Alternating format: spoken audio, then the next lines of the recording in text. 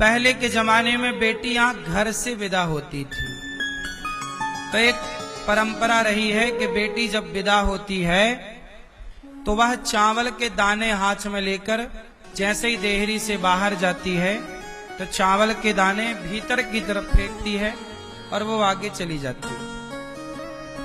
यह एक परंपरा है और यह एक रस्म है। अब आजकल बेटियां घर से विदा होती नहीं। आप जानते हैं कि बेटियां लक्ष्मी होती हैं और बेटी घर से विदा होती है तो वो चावल फेंकने का तात्पर्य होता है कि वो बेटी लक्ष्मी माँ से कहती है कि हे अन्नपूर्णा माँ, हे लक्ष्मी माँ, मैं अपने पिता के घर से जा रही हूं, पर हे लक्ष्मी माँ मेरे पिता पर अपनी कृपा दृष्टि बनाए रखिएगा। ये फेंक के जाती है अन्नपूर्णा। चावल मतलब अन्नपूर्णा, अनाज, अन्न। तो अन्नपूर्णा माँ की कृपा मेरे पिता पर सदा, मेरी माँ पर सदा बनी रहे। क्योंकि कई घरों को देखा गया कि बेटी विदा हुई तो मानो बाप का घर लक्ष्मी से सूना हो गया। होता बहुत जगह ऐसा देखा गया। इसका एक सबसे बड़ा कारण है कि आजकल बेटियां घर से विदा नहीं होती, होटलों से विदा होती हैं। तो होटलों में वो चावल फेंकती हैं, तो होटलें दिन दूनी रात चौगनी तरक्की कर रही हैं, लक्ष्मी वहां बरस रही है। और बाप के घर में अब चावल पहुंचे ही नहीं तो बाप का घर ऐसे ही है। आजकल लोग दिखावटे में ज्यादा उलझ गए। अब बेटियों का विवाह करने लोग कई कई 100 किलोमीटर दूर जाते हैं। पूरी व्यवस्थाएं, बड़ी बड़ी होटल। घर की परिस्थितियां माना कि अच्छी नहीं है, घर में जगह छोटी है, फिर भी मेरे से पूछो तो मैं तो यही कहूंगा कि बेटी घर से ही विदा होनी चाहिए। सही है कि गलत है? पहले तो सारी बेटियां कहां से विदा, बारात कहां आती थी? घर में आती थी, गांव में आती थी, सब गांव के लोग। अब एक अलग ही चल रहा है ट्रेंड, सबका मनमाना आचरण है। पहले शादी ब्याह होता था तो लोग कीर्तन करते थे, राम कृष्ण के ये भजन गाया करते थे पहले की महिलाएं। आजकल मैया शादी ब्याह में भजन कीर्तन नहीं होता। लड़की का पिता भी बदल गया है आजकल। अपनी बेटी के ब्याह में वो बारातियों के लिए शराब की दुकान वहीं खुलवा देता है। शराब का भी एक वो प्याऊ लगवा देता है, पियो शराब। बेटी का ब्याह कर रहा है कि शराबियों को बुला बुला के शराब पे, फिर वही फूफा ओ टन्नो होके शराब में जा रहा, बेटी को आशीर्वाद। फूफा मौसा शराब पिए बाराती, और मंच में दुल्हा दुल्हन को आशीर्वाद नहीं देते ना रिश्तेदार, सब शराब पी के आशीर्वाद। सोचो शराब पी के जो नालायक आशीर्वाद दे रहे हैं, उनके आशीर्वाद से तुम्हारी बेटी का सुहाग अमर होगा कि तुम्हारी बेटी का घर बसेगा कि और बिगड़ेगा? आशीर्वाद भी सबका नहीं लेना चाहिए, समझो इस बात को। आशीर्वाद किसका लेना चाहिए? सदाचारी का, व्यभिचारी का आशीर्वाद नहीं लेना चाहिए। अब ये बताओ, लड़की के बाप को अब कितने तो विवाह में दूल्हा शराब पी के बैठता मंडप के नीचे, जबकि दुल्हन लक्ष्मी होती है और दुल्हा नारायण होता है।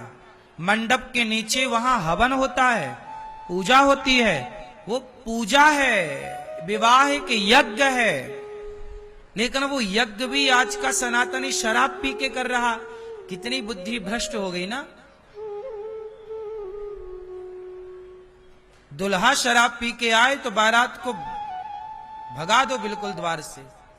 शराबियों से क्या, तुम बेटी के बाप हो, तुम खुद चाह रहे हो कि शराब बाराती पिए। अरे बारातियों को खुश करना है, ऐसे नालायकों को शराब पिला के इनको जूता मार के खुश करो।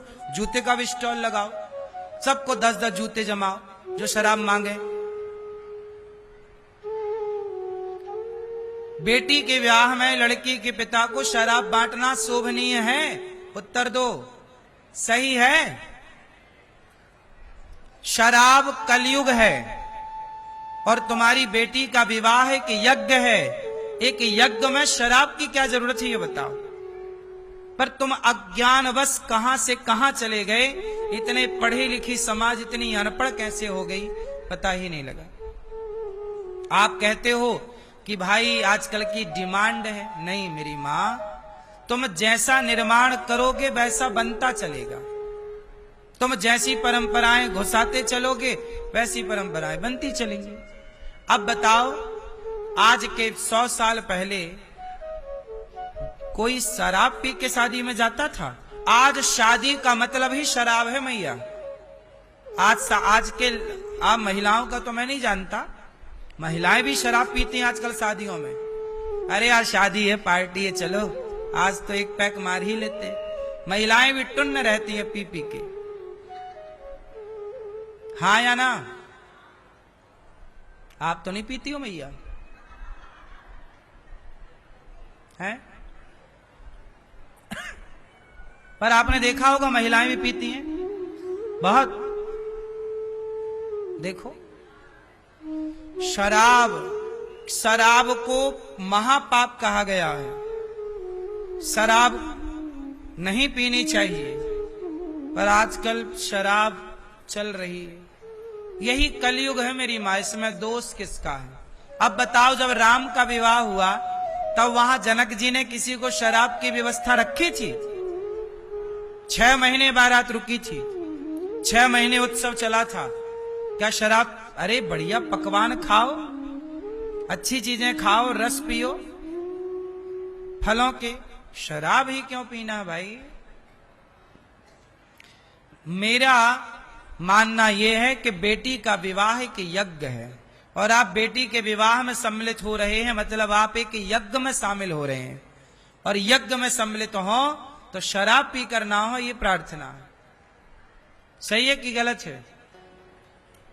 इसलिए ये परंपराएं बचाओ, वरना कुछ नहीं बचा मैया। अब विवाह है, पंडित जी से कहते हैं जल्दी पंडित जी शादी कराओ, जल्दी मंत्र पढ़ो, और फोटो खिंचाएंगे 2-2 घंटे, ऐसे ऐसे ऐसे ऐसे ऐसे फोटो खिंचाएंगे 2-2 घंटे। और जो मूल है भाई, विवाह ही तो मूल है। जो मंत्र पढ़े जाएंगे वहां, जो विधान होगा, जो अग्नि के फेरे होंगे, जो वहां नियम होगा, सब कार्य होगा, वही प्रोसेस विवाह है। लेकिन उसे आप जल्दी जल्दी जल्दी जल्दी पंडित जी जल्दी करो। और आप देखो जयमाल में इतना टाइम दुल्हन नाचती हुई आ रही है, कहीं कहीं से आ रही है, कहीं बुलेट चलाते हुए आ रही है, कहीं कहीं से आ रही है, नाचते हुए, उसमें टाइम वेस्ट हो रहा है। वो नहीं दिक्कत उससे। शादी जल्दी कराओ पंडित जी, जल्दी मंत्र पढ़ो। मूल तो वही मंत्र हैं, मूल वही रस्म है जो आचार्य जी पंडित जी मंडप के नीचे मंत्र पढ़ के कराते हैं। वही विवाह है यथार्थ में। बाकी ये जो तुमने आजकल नाच गाना कोई सब कुछ मान लिया, नाचो गाओ बस। हर जगह नाचना, जहां नाचने का है वहां नाचो। सब जगह नाचना भी तो शोभा नहीं देता। क्यों मेरी मां? सब जगह नाचना शोभा देता? नाचना कहां चाहिए? पग घुंघरू बांध मीरा नाची रे। नाचना है तो जगत के आगे नहीं, जगन्नाथ के आगे नाचना चाहिए। मीराबाई किसके लिए नाचती थी? अपने भगवान के लिए। और आज के लोग किसके लिए नाच रहे हैं? संसार को दिखाने के लिए। आप पति पत्नी दोनों खुश रहें, कोई दिक्कत नहीं है, पर ऐसे अकेले नाच लेना कमरे में एक दूसरे का हाथ पकड़ के, थोड़ा नाच रहे हो आप, लोग देख रहे हैं, तुम्हारा जेठ है वहां, तुम्हारा ससुर है वहां, मर्यादाएं भी हमारे भारत में हैं। सीता मैया विदा हो रही हैं, जनक जी के चरणों में दशरथ जी गिर गए। अब बताओ कि लड़की का पिता बड़ा माना जाता है कि लड़के का पिता बड़ा? आप लोगों के यहां कौन बड़ा है? कौन बड़ा होता है? कौन किसे प्रणाम करता है? लड़की का पिता लड़के के पिता के पांव छूता है कि लड़के का पिता लड़की के पिता के पांव छूता? कौन किसके पांव छूता बताओ? हैं भैया बताओ।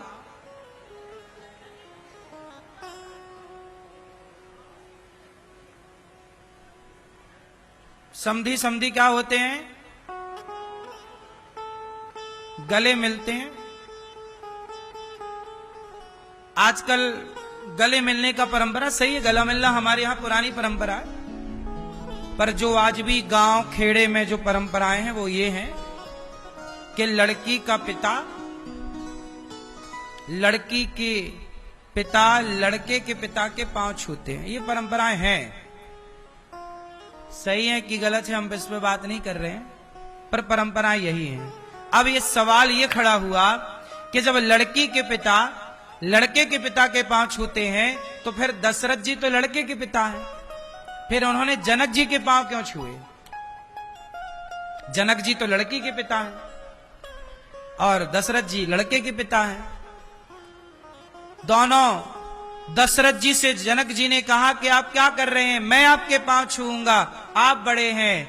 तब वहां दशरथ जी ने जो बात कही वो हर पिता के लिए, चाहे वो लड़के का पिता हो या लड़की का, सबके लिए बात दशरथ जी ने कही कि जनक जी आप बताओ कि देने वाला बड़ा होता है कि लेने वाला?